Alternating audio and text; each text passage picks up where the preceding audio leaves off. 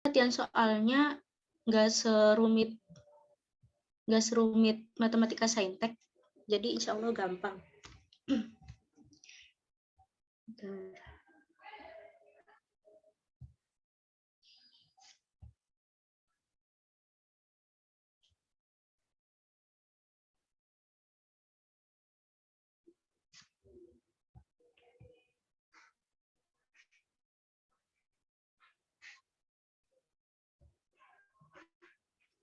Oke.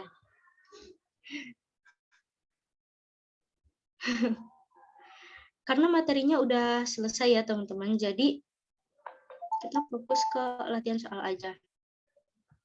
Nah, yang pertama itu materi statistika. Mungkin masih gampang lah ya. Nih, misal dari soal ini, dari data berikut 115, 114, 121, dan seterusnya sampai 117 disuruh menentukan mean, median, dan modusnya. Nah, kira-kira gimana nih teman-teman? Kalau mean sendiri apa? Ada yang ingat nggak?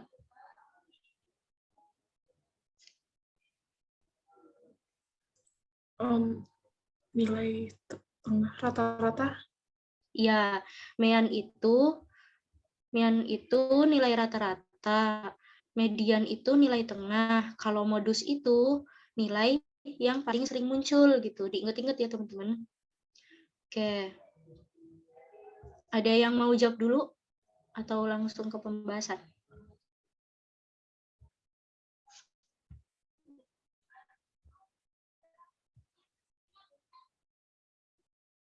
Oke, coba langsung ke pembahasan ya. Nah, mean itu kan nilai rata-rata. Nilai rata-rata itu didapatkan dari jumlah dari datanya itu, kita jumlahkan semua, dibagi banyaknya data. Banyaknya data itu kan ada 10. 1, 2, 3, 4, 5, 6, 7, 8, 9, 10. Terus ini dijumlahkan semua. Nggak perlu diurutin, nggak apa-apa kalau mean gitu, biar lebih cepat. Terus hasilnya itu didapatkan 1179. Nih hasil yang dijumlahkan ini dibagi 10 gitu. Nah, didapatkan hasil meannya ini 117,9. Sebentar ya, teman-teman.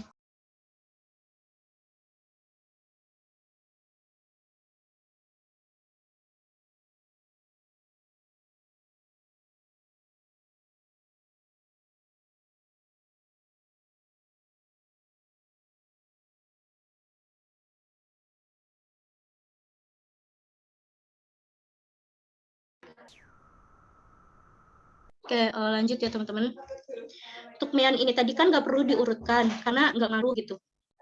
Nggak ngaruh, jadi langsung kita jumlah aja. Nah, median ini nilai tengah. Kalau nilai tengah itu untuk memudahkan itu diurutkan terlebih dahulu. Mulai dari 114, 114, 115, dan seterusnya sampai 125. Diurutkan dari yang paling kecil. Kemudian cara cari median gimana sih? Cara cari median itu, kalau rumusnya sendiri itu X, N plus 1 per 2. N ini sama dengan 10. N-nya itu sama dengan banyaknya data itu ya, teman-teman. Nah, berarti kita masukin aja 10 plus 1 per 2. 11 per 2. Hasilnya X 5,5. Maksudnya X 5,5 ini apa sih? Maksudnya itu nilai datanya ini yang ke 5,5. Nah, yang ke 5,5 itu berarti kan antara data ke-5 dan data ke-6 gitu. Karena 10 ini kan genap. Kalau misalnya genap biasanya tuh nilai tengahnya ada 2. Kalau ada 2 gitu, kita bagi 2 ya teman-teman. Nah, kebetulan yang ke-5 ini kan 117, yang ke-6 juga 117. Karena sama-sama 117, berarti medianya itu ya 117 itu sendiri. Kalau misalnya ini 118, berarti medianya itu 117 ditambah 118 dibagi 2 gitu. 118 bagi 2. Kalau itu misalnya itu 118. Oke. Kemudian medianya udah ketemu nih 117. Nah, modusnya itu adalah 117. Modus itu adalah data yang paling sering muncul karena 117 ini memiliki banyaknya data ini yang paling banyak gitu loh. Kan kalau 114 ini cuma ada 2, 115 itu cuma 1, 117 ada 3, 119 cuma 1, 121 cuma satu data, 125 juga cuma satu data. Jadi yang paling banyak itu adalah 117.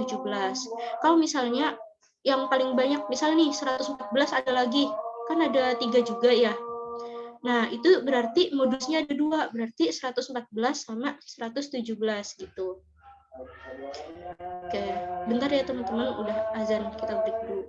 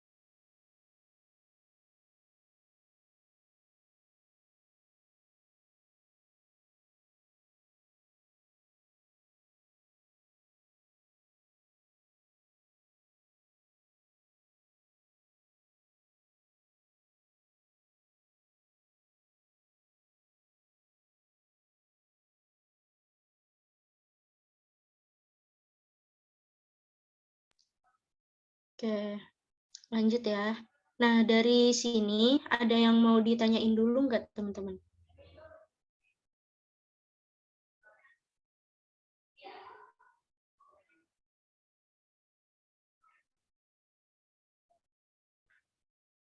Aku hitung sampai 3. 1, 2, 3. Oke, berarti aman ya. Masih gampang. Kita lanjut ke soal berikutnya. Nah, diketahui data tinggi badan remaja di sebuah desa adalah sebagai berikut. 150, 150, 160, dan seterusnya sampai 185. Kebetulan data ini udah urut, disajikan udah urut gitu. Nah, kita disuruh menentukan nilai simpangan rata-rata, nilai ragam, dan simpangan baku dari data ini. Kira-kira masih ingat nggak gimana rumusnya simpangan rata-rata?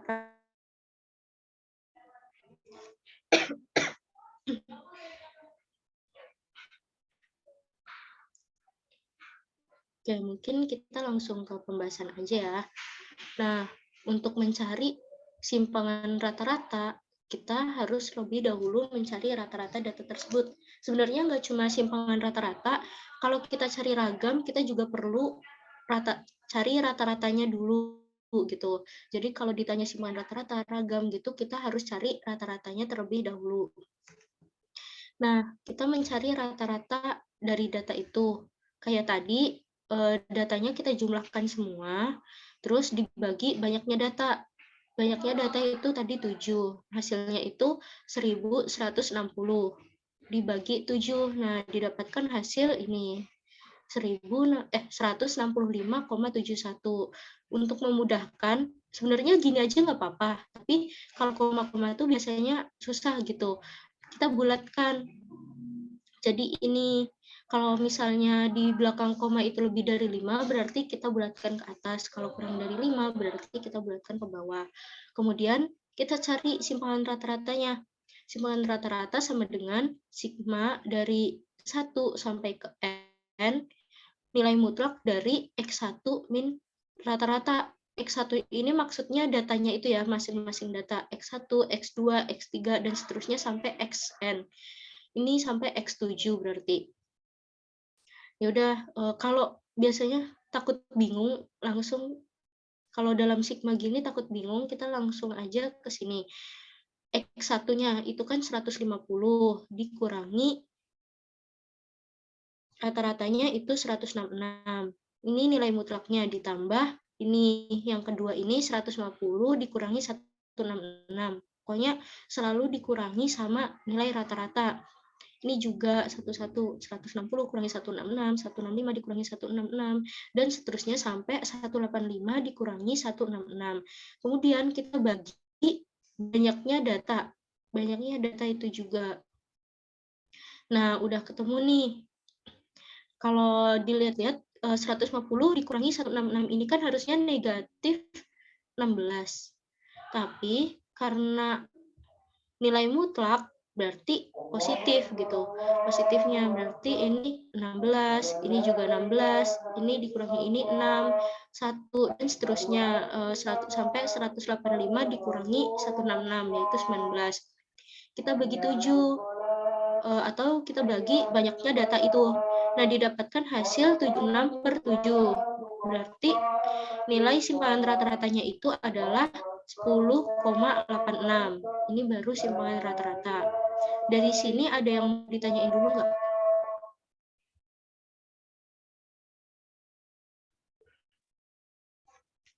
Lanjut, Kak. Oke, mantap. Aku lanjut ya.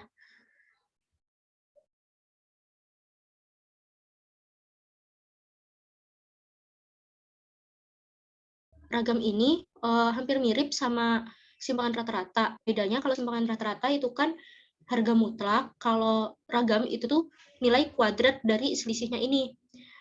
Berarti X1-nya tadi kan 150 dikurangi 166. Itu terus 150 dikurangi 166 juga X2-nya sampai 185 dikurangi 166. Karena kita tadi udah cari kan selisihnya, kita langsung tulis aja hasilnya 16 kuadrat ditambah 16 kuadrat dan seterusnya. Kita kuadratkan dulu ini, terus kita jumlah deh. Gitu. Kemudian didapatkan hasil 1122 dibagi banyaknya data tadi. Nah, didapatkan hasil ragamnya itu 160,29. Ragam itu simbolnya S kuadrat ya, teman-teman.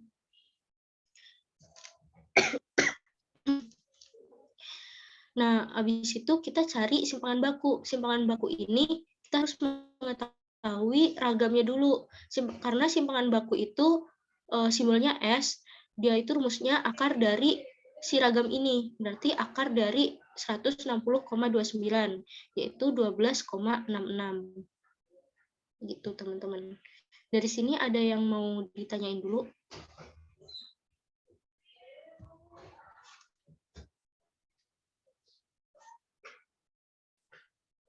Oke, aman ya.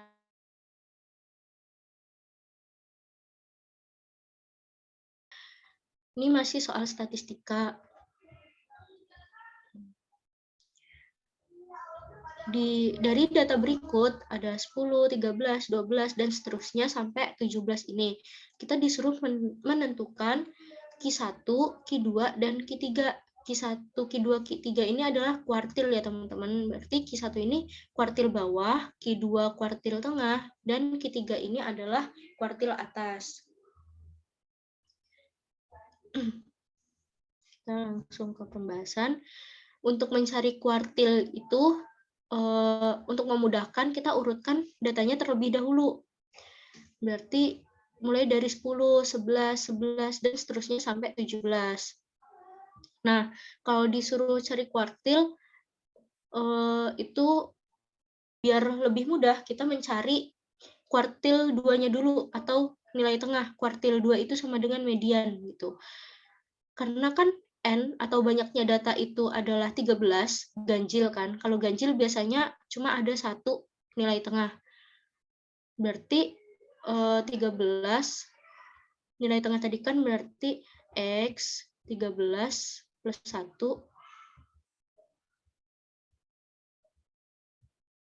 plus 1 dibagi 2. Berarti sama dengan X ke-7. Gede banget. X ke-7. Nah, berarti kita cari dulu nih nilai tengahnya. 1, 2, 3, 4, 5, 6, 7. Ini nih nilai tengahnya gitu. Terus, kalau udah dapat nilai tengah, kita akan lebih mudah cari Q1 dan Q3-nya. Dari nilai tengah, dari data yang pertama ke nilai tengah itu kan ada 6 nih. Ada 6.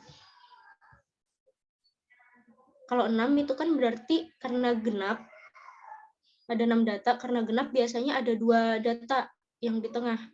Berarti ini nih yang di tengah-tengah, ada 11 sama 12. 11 plus 12 dibagi 2 gitu. Kemudian Q3-nya itu yang di sebelah kanannya nilai tengah atau Q2. Kita cari tengah-tengahnya juga. Ini ada 6 juga. Yang di tengah itu ada 15 dan 16. Berarti Q3-nya itu 15 plus 16 dibagi 2. Yaitu hasilnya 15,5. Oke, dari sini ada yang mau ditanyain?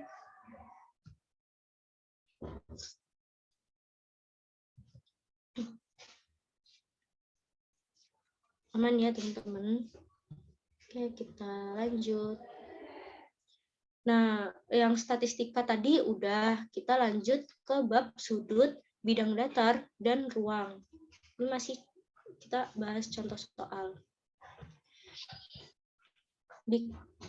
Ada soal misal gini, jika X sama dengan 45 derajat dan jika sudut suatu segitiga memiliki sudut 2Y, 4Y, dan 4Y, maka hubungan X dan Y adalah, ini kan segitiga itu kan ada 3 sudut ya. Yang satu tuh sudutnya 2Y, yang satu 4Y, yang satunya lagi juga 4Y. Tuh. Terus kita disuruh cari hubungan X dan Y-nya. Untuk X-nya sendiri kan udah diketahui nih, X sama dengan 45 derajat. Y-nya belum diketahui, tapi Y-nya diketahui dalam bentuk sudut suatu segitiga. Kira-kira gimana nih caranya? Hubungannya itu bisa X lebih besar dari Y, atau X lebih kecil dari Y, atau nilai X sama dengan nilai Y, atau nilai 2 kalinya X itu sama dengan nilai 3 kalinya Y. Atau bisa juga hubungan X dan Y tidak dapat ditentukan.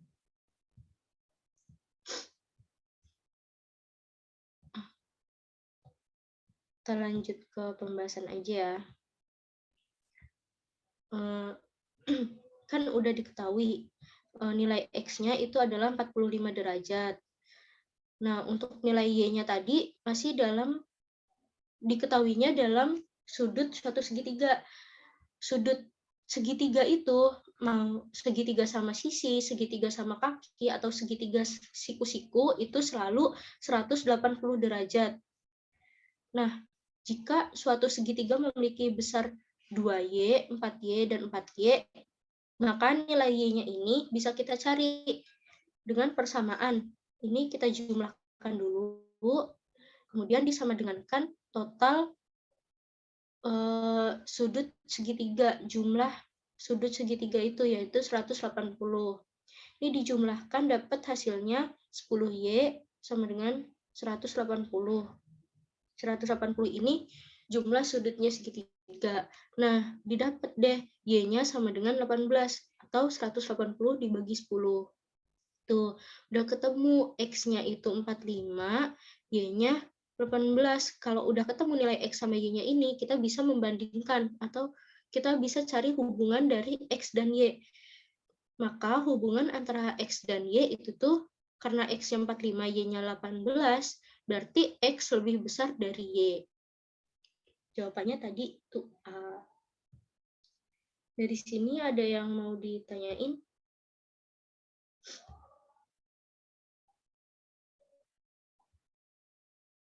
Aku hitung sampai 3. 1, 2, 3. Oke, aman ya teman-teman. Kita lanjut ke soal berikutnya.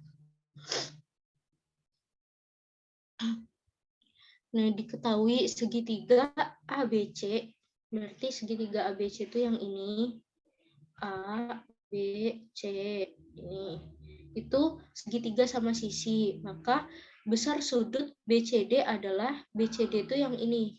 B, C, D, yang ini. Yang ditanya ini.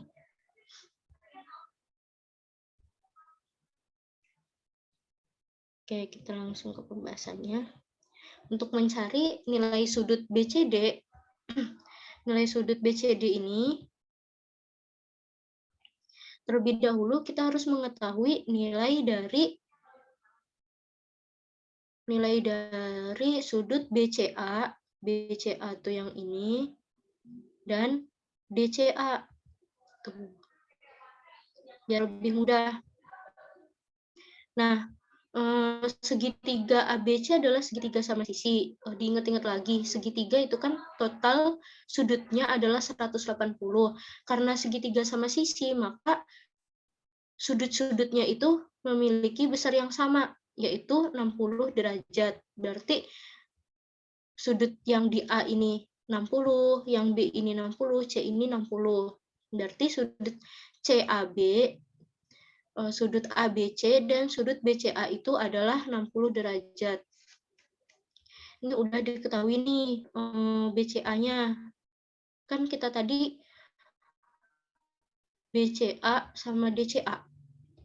Oke, kita lanjut ke segitiga yang ini, ADC. Segitiga ADC adalah segitiga sama kaki. Ini udah diketahui. Ada tanda kayak gini berarti sama kaki. Dan sudut ADC adalah sudut siku-siku. Ini udah diketahui juga nih. Ada tanda kayak gini. Berarti pasti siku-siku. Sehingga, nah sudut siku-siku itu kan 90 derajat. Pasti 90 derajat. Karena yang ini 90 derajat. Ini masih tanda tanya. Ini juga. Nah, jumlah sudut segitiga itu kan tadi 180. Berarti jumlah sudut keduanya itu 180. Hasilnya 90. 90 ini itu tuh masih jumlah A sama C. Karena ini sama sisi, sama kaki, berarti sudut A sama C ini adalah sama. Berarti 90 dibagi 2, yaitu 45. Berarti sudut CAD ini 45 dan sudut DCA ini 45. Udah ketemu nih sudut DCA-nya 45. Dengan demikian sudut BCD bisa dicari. Berarti sudut BCA ini dikurangi sudut DCA, yaitu 60 derajat kurangi 45 derajat. Hasilnya 15 derajat. Dari sini ada yang mau ditanyain dulu?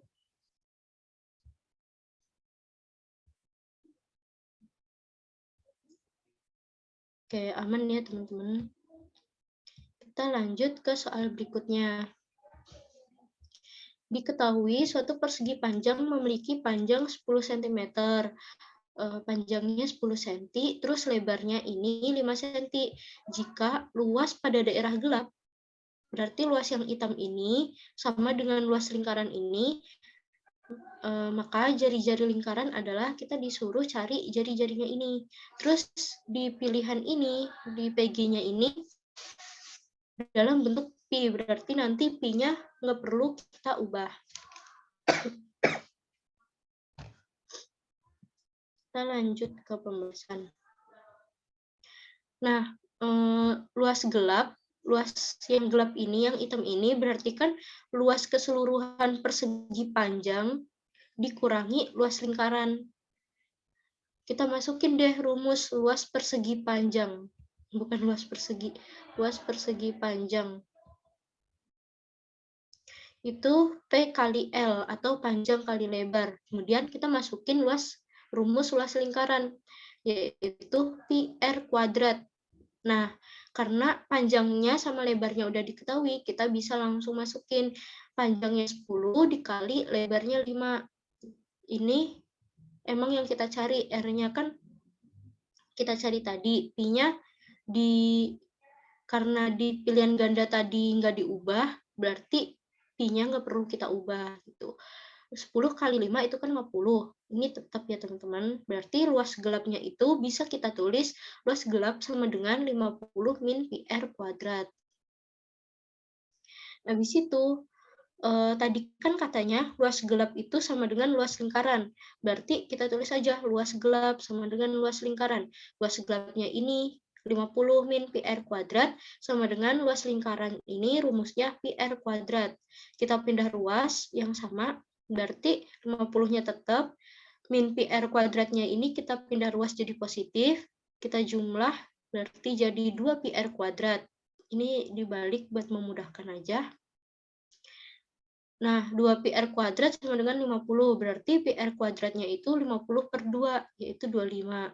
R kuadratnya, karena pi-nya tadi nggak perlu diubah, berarti R kuadratnya 25 per pi, berarti R-nya itu sama dengan akar dari 25 per pi. Tuh hasilnya, jawabannya tadi ada di B. Dari sini ada yang mau ditanyain dulu?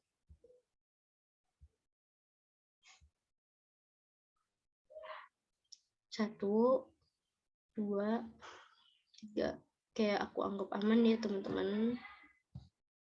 Kita lanjut ke materi kaidah pencacahan dan peluang kejadian. Misal nih ada soal. Misalkan seorang instruktur laboratorium komputer memiliki 4 jenis buku bahasa pemrograman, yaitu 5 buku tentang C++, 4 buku tentang Fortran, 3 buku tentang Java, dan 5 buku tentang Pascal. Nah, pertanyaannya yang A, jika seorang praktikan dianjurkan untuk meminjam 1 buku bahasa pemrograman dari sang instruktur, ada berapa cara alternatif peminjaman buku tersebut? Berarti 1 buku ini terserah, kita mau ambil yang buku C++, atau kita mau ambil yang Fortran, atau kita mau ambil yang Java atau Pascal, itu terserah gitu. Kemudian soal yang B itu, jika seorang praktikan diwajibkan menguasai keempat jenis bahasa pemrograman yang masing-masing diberi waktu 1 bulan untuk mempelajarinya. Ada berapa cara yang mungkin untuk mempelajari buku tersebut? Bedanya sama yang A, kalau yang A itu kan terserah kita mau ambil 1 buku tuh dari mana aja. Bisa dari C++, atau Fortran, atau Java, atau Pascal. Kalau yang B itu, kita harus menguasai keempat jenis. Berarti kita harus pinjam buku C++, kita juga harus pinjam buku Fortran, kita juga harus pinjam buku Java, kita juga harus pinjam buku Pascal gitu. Nah, cara penyelesaiannya itu kalau yang A, karena kan terserah kita tuh mau pinjam buku yang mana aja, berarti kita jumlah aja C++, Fortran, Java, sama Pascal, itu kita jumlah, berarti ada 17 cara peminjaman. Nah, yang B itu menggunakan aturan perkalian, karena kita harus meminjam minimal 1 buku pada masing-masing jenis buku yang berbeda. Berarti yang pertama itu C++. C++ tuh kita harus pinjam dari 5 buku.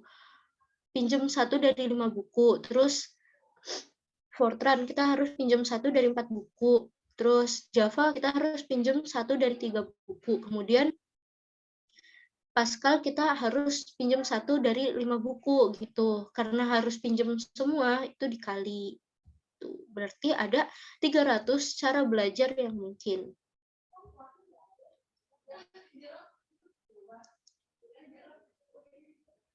Oke, dari sini ada yang mau ditanyain dulu nggak, teman-teman?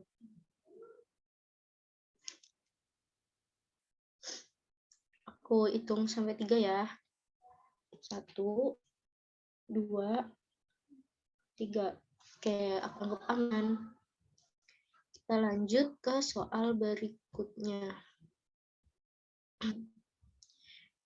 Di dalam suatu kelas yang terdiri dari 10 mahasiswa, dipilih 5 dan disuruh berjajar dalam suatu baris untuk difoto. Tentukan banyaknya susunan yang mungkin. Ini soal pertama. Terus soal kedua itu tentukan banyaknya kata atau susunan huruf yang mungkin dibentuk dengan mengambil semua huruf di dalam kata matematika. Tuh. Ini nanti penyelesaiannya pakai permutasi berjenis sama ini beda jenis tunggal. Oke, mungkin langsung aja. Nah, yang pertama tadi kan kita disuruh nyusun 10 orang. Disuruh berjajar 10 orang. Yang berjajar itu cuma 5. Karena 10 orang itu kan pasti orangnya beda-beda. Berarti peluangnya itu atau cara ngambil orangnya itu, misal ada tempat ya, ada tempat 5. Nah, terus berarti tempat yang pertama, karena kita masih punya 10 orang, kita bisa isi 10, salah satu dari 10 orang tersebut gitu. Kan ada 10 orang dan belum pernah disuruh baris gitu. Berarti 10-10-nya itu peluangnya sama.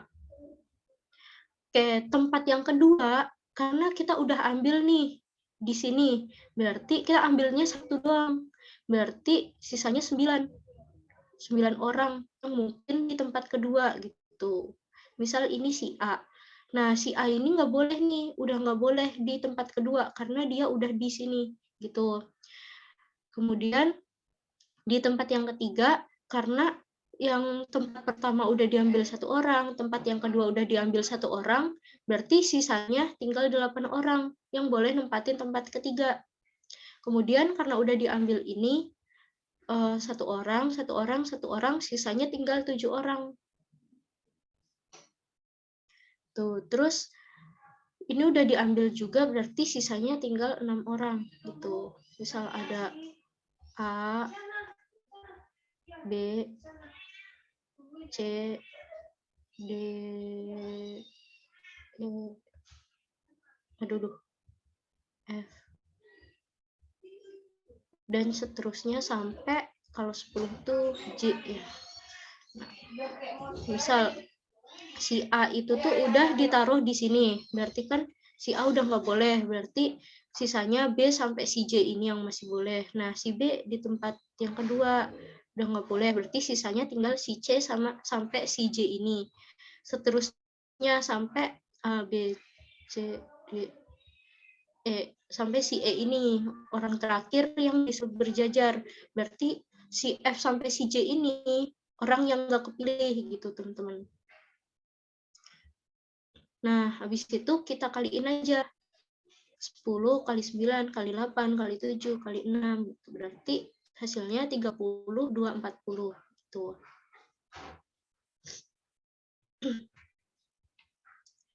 Terus di soal yang kedua, kan kita balik dulu, tentukan banyaknya kata susunan huruf yang mungkin dibentuk. dari matematika. Nah, matematika itu kan ada huruf yang sama, berarti banyaknya kata yang mungkin dibentuk dengan mengambil semua huruf matematika. Ini kan huruf yang sama itu kan M-nya ada 2, terus A-nya ada 3,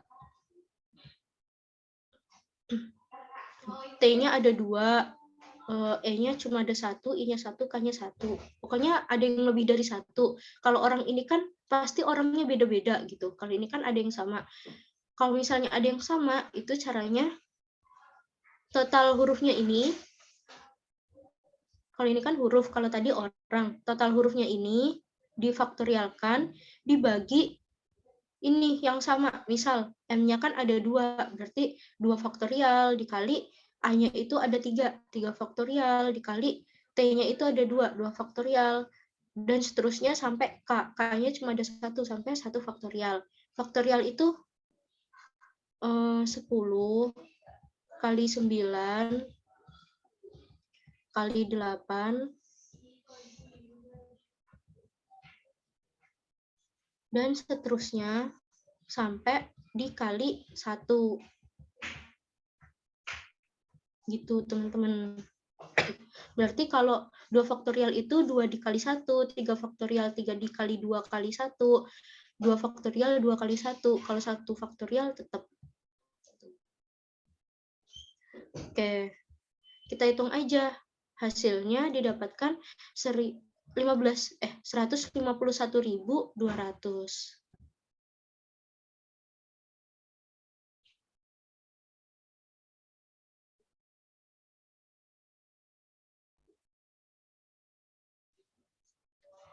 Oke, ini ada pertanyaan dari Kelvin. Kak, kalau misalnya di soal itu kalimatnya simak UI ya kalimatnya.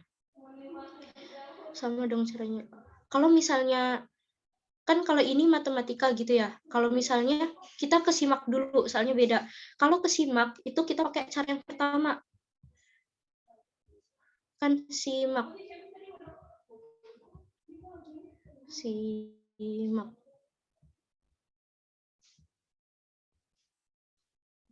Simak ini kan hurufnya beda-beda ya. Ada S, ada I, ada M, ada A, ada K. Ini kan beda semua.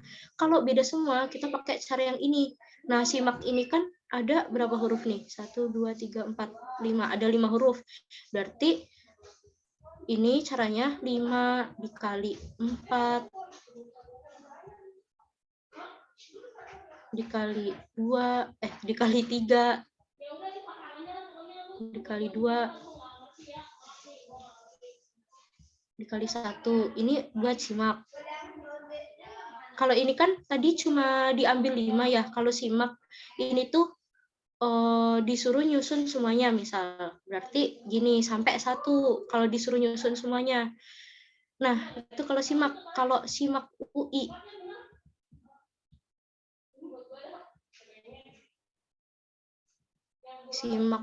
ini kita pakai cara yang kedua karena ada huruf yang sama, yaitu huruf I. Huruf I-nya kan 2 kali. Berarti ini simak UI ada 1, 2, 3, 4, 5, 6, 7. Berarti 7 faktorial per S-nya kan cuma 1 faktorial. Nah, I-nya kan 2 per 2 faktorial. M-nya cuma 1 faktorial. Hanya cuma 1 faktorial. K-nya cuma 1 faktorial.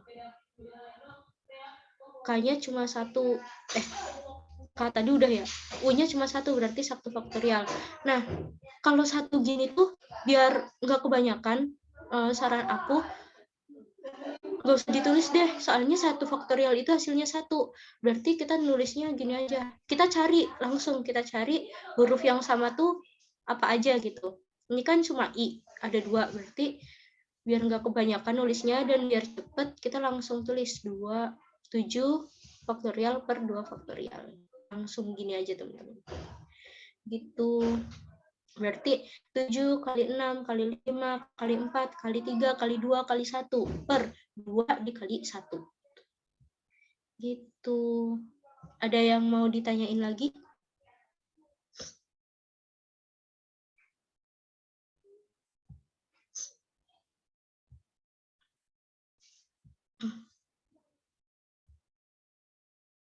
Satu, dua, tiga. Oke, mantap. Lanjut ke soal berikutnya. Ini masih di bab yang sama. Ada soal. Hana melempar sebuah uang logam dan sebuah dadu secara bersamaan. Berapakah peluang muncul angka pada uang logam dan bilangan prima pada dadu? Ini kita disuruh nyari peluangnya. Terus kita disuruh nyari peluang muncul angka dari uang dan bilangan prima dari dadu. Biasanya kalau ada kata dan itu tandanya dikali. Tapi kalau atau muncul angka pada uang, logam, atau bilangan prima pada dadu, itu berarti tandanya ditambah. Gitu, teman-teman. Kita langsung ke penyelesaiannya dari soal ini. Nah, kejadian tersebut merupakan peluang kejadian saling lepas. Maksudnya saling lepas ini tuh nggak berhubungan, karena ada uang logam sama ada dadu. Itu tuh kan sebuah benda yang berbeda, berarti itu adalah kejadian saling lepas gitu. Maka kita cari terlebih dahulu peluang munculnya angka di uang logam. Nah, uang logam itu kan cuma ada dua ya, ada gambar, iya ada gambar sama ada angka. Berarti kalau ada dua itu kan angkanya cuma satu, berarti 1 per jumlah itunya si uang. Ada gambar sama ada angka, berarti kan ada dua. Tuh, berarti peluang munculnya angka di uang logam itu adalah setengah. Kemudian kita disuruh nyari peluang munculnya bilangan prima di sebuah dadu. Nah, bilangan prima itu sendiri kan ada 2, ada 3, ada 5. Nah, ini kan jumlahnya ada 3, sedangkan dadu itu permukaannya ada 6. Berarti peluangnya itu 3 per 6. Nih, untuk lebih mudah kita sederhanakan, 3 per 6 itu bisa kita jadikan setengah. Oke. Udah ketemu peluang angka sama peluang bilangan primanya. Ya udah langsung kita hitung peluang angka dan peluang bilangan prima. Berarti karena dan ini kita dikali peluang angkanya itu setengah, peluang bilangan primanya itu setengah. Berarti setengah kali setengah itu sama dengan 1/4. Tuh. Jadi peluang munculnya angka pada uang logam dan bilangan prima pada dadu adalah 1/4. Nah, dari sini ada yang mau ditanyain dulu nggak, teman-teman?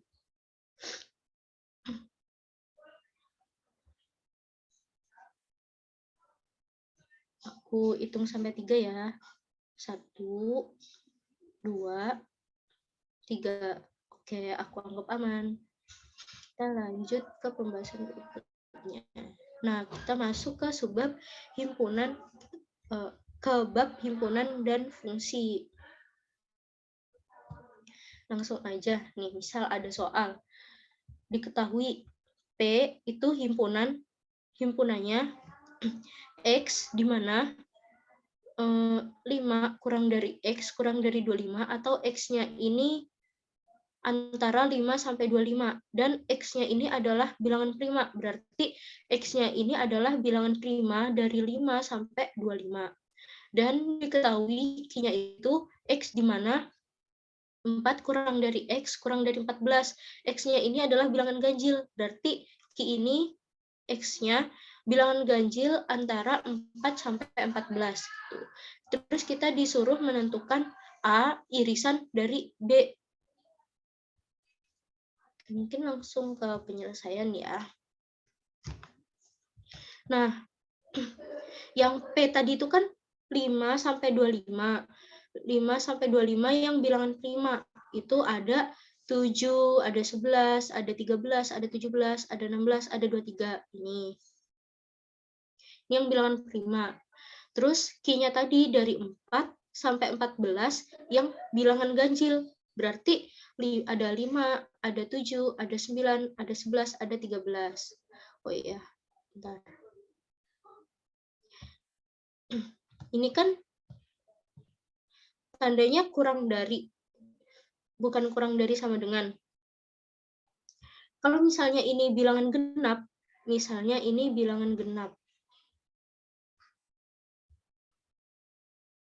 Kalau misalnya tandanya kurang dari aja, berarti kita mulainya dari 6. 6 sampai 12. Tuh. Karena kurang dari aja, nggak pakai sama dengan. Tapi kalau ini ada kurang dari sama dengan, terus bilangan genap, berarti 4 sama 14-nya ikut. Berarti himpunannya itu ada 4, 6, 8, 10, 12, sampai 14. Gitu. Diperhatikan ya teman-teman nanti kalau mengerjakan tandanya. Oke, balik lagi ke pembahasan. Nah, A irisan B merupakan himpunan yang anggotanya merupakan P sekaligus merupakan anggota Q. Kalau irisan itu kita cuma ngambil anggota yang sama. Anggota yang sama itu ada 7, ada 11, sama ada 13 itu. Berarti A irisan B itu adalah kok A irisan B, harusnya P irisan Q. P irisan Q itu 7, 11, 13 aja. Tapi kalau A gabung B atau P gabung Q, A gabung tuh gini. Kalau gabung itu berarti semuanya kita tulis. Yang ada di Q kita tulis, yang ada di P kita tulis, yang ada di Q juga kita tulis. Berarti ada 7, 11, 13. Dari 5 dulu. Dari 5, 7, 11, 13, 9, 11, 3, 9, 5, 7, 9, 11, 13, 17, 19 sampai 23 itu kita tulis semua kalau A gabung B atau P gabung Q gitu. Jadi anggota dari himpunan A irisan B adalah 7, 11, 13. Nah, dari sini ada yang mau ditanyain dulu nggak teman-teman?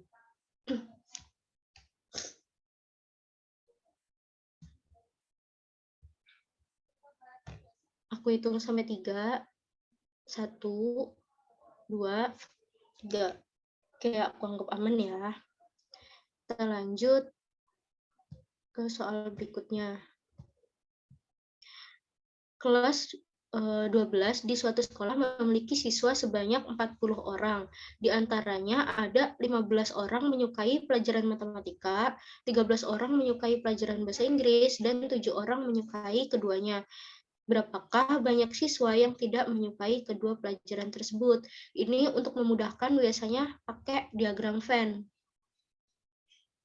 Ini kita langsung ke pembahasannya.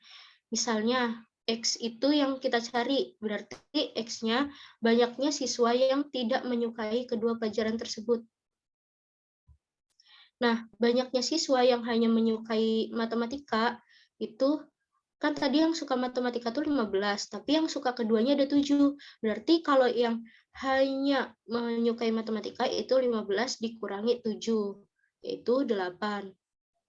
Kemudian banyaknya siswa yang hanya menyukai bahasa Inggris, kan yang suka bahasa Inggris tadi katanya ada 13, terus yang suka keduanya tuh ada 7, berarti kalau yang cuma suka bahasa Inggris itu 13 dikurangi 7, yaitu ada 6 orang. Berarti banyaknya anak yang nggak menyukai keduanya adalah 40. 40 ini tuh jumlah siswanya tadi. Nah, 40 ini kan didapat dari anak yang suka bahasa Inggris, anak yang suka matematika, anak yang suka keduanya, sama anak yang nggak suka keduanya. Berarti anak yang suka matematika aja ada 8 orang. Anak yang suka bahasa Inggris ada 7 orang. Terus 7. Ya, ini anak yang suka keduanya ya.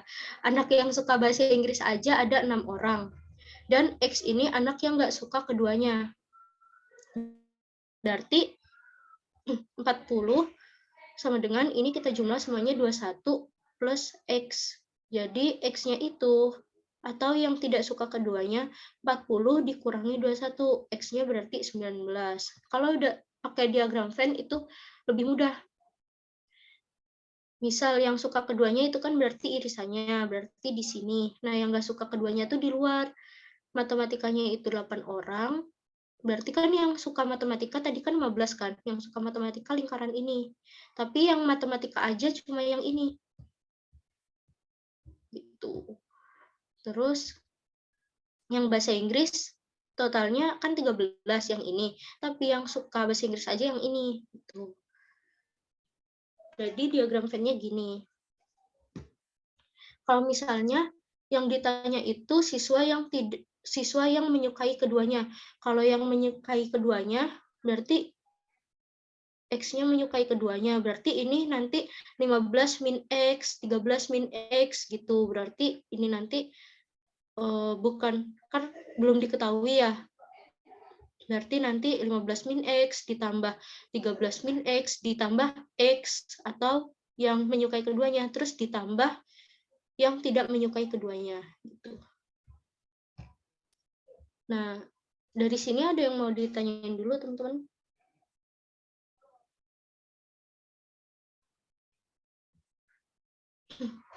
Aku hitung sampai 3. 1, 2, 3. Oke, aku anggap aman ya, teman-teman. Kita lanjut ke soal berikutnya. Nah, kita masuk soal fungsi. Ada soal X plus 1 per 4 min 3 sama dengan 35 per 12 min 3X plus 2 per 3. Kita disuruh cari nilai X-nya. Caranya gimana sih? Kita coba langsung ke penyelesaian. Kita tulis lagi tadi soalnya. Nah, kita samakan dulu penyebutnya. Kita samakan dulu penyebut di ruas kiri sama penyebut di ruas kanan. Berarti ini dijadiin 4, ini dijadiin 12. Yang pembilangnya menyesuaikan. Terus kita hitung. X plus 1 min 12 itu min 11, 35 min 4 kali 3, 12X, 4 kali 2 itu 8. Kita hitung lagi, yang ini tetap 35 min 8 itu 27, min 12X-nya tetap. Habis itu kita kalikan silang, ini berarti 12 dikali X min 11, 4 dikali 27 min 12X. Didapatkan hasil 12X min 132. Hasil. Terus yang di ruas kanan itu 108 min 48X. Nah, yang ada X-nya kita kumpulkan berarti 12X plus 48X hasilnya 60X. Terus 108 plus 132 itu hasilnya 240. Di situ X-nya 240 dibagi 60. Berarti X-nya adalah 4. Jadi nilai X yang memenuhi adalah 4. Oke. Dari soal ini ada yang mau ditanyain nggak, teman-teman?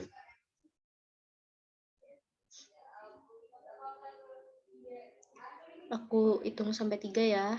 1, 2, 3. Oke, aku anggap aman. Nah, udah nih latihan soal kita pada malam hari ini. Semoga bisa dipahami dengan baik. Di situ kita masih semangat nggak? Kita kuis. Nah, itu Gform kuis sama evalnya. Nanti abis mengerjakan kuis, kita langsung, teman-teman bisa langsung isi Gform eval. Aku kirim lewat chat dulu ya. Bentar, aku stop share dulu.